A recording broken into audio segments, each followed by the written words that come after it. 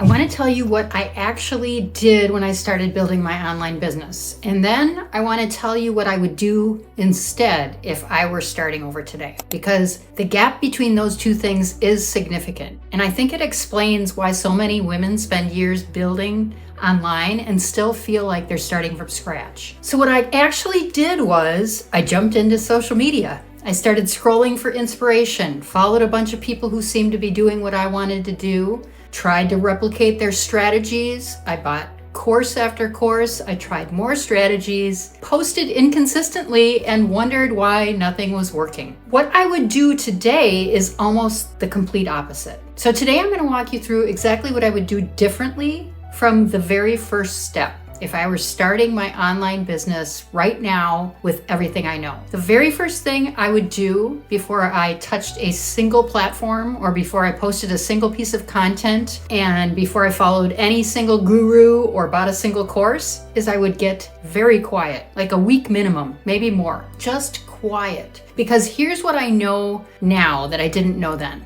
is you cannot build something that's genuinely yours if you don't know who you actually are in your business yet. And you cannot figure out that information while you're scrolling. It'll drown out the signal. It fills your head with everyone else's ideas, approaches, voices until you can't even hear your own anymore. So I would get quiet and I would ask myself some really specific questions. Why am I actually starting this business? Not the surface answer, but get to the real one underneath it all. What is the life I'm trying to build, and what role does this business play in getting me there? What problems do I actually solve? Not the products that I promote, but what do I genuinely understand about the struggles of the people I want to help? Who do I actually want to help? Who is the specific woman I'm talking to, and what does she need from me specifically? And what's my lane, my message, my assets, my visibility? In other words, what do I stand for? How do I want to communicate it? Where do I want to build? And how do I want people to find me? And that week of going inward and getting honest with myself before I got strategic would have saved me years of time. So if you're just starting out or you're starting over, I want you to stop scrolling and get quiet first. The clarity that you find in the quiet space is worth more than any strategy you'll find on social media. And once I had that clarity and I knew what I stood for and who I was talking to,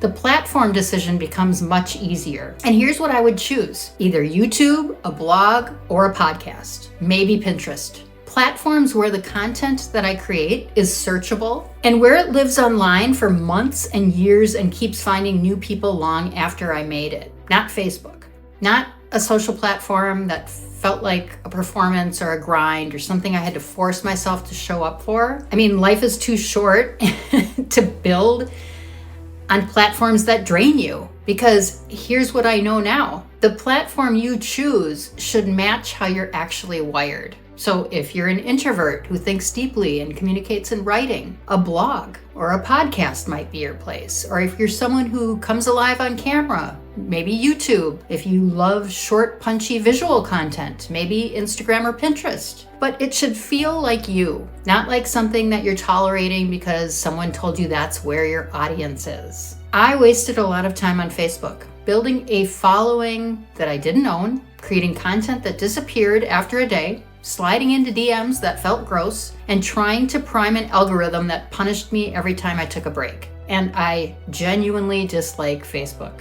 So every day I spent there was a day I was building in the wrong direction on a platform that was wrong for me. So pick the platform where searchable content lives longest and where you actually want to show up. Those two criteria will get you further, faster than any viral strategy on a platform that you hate.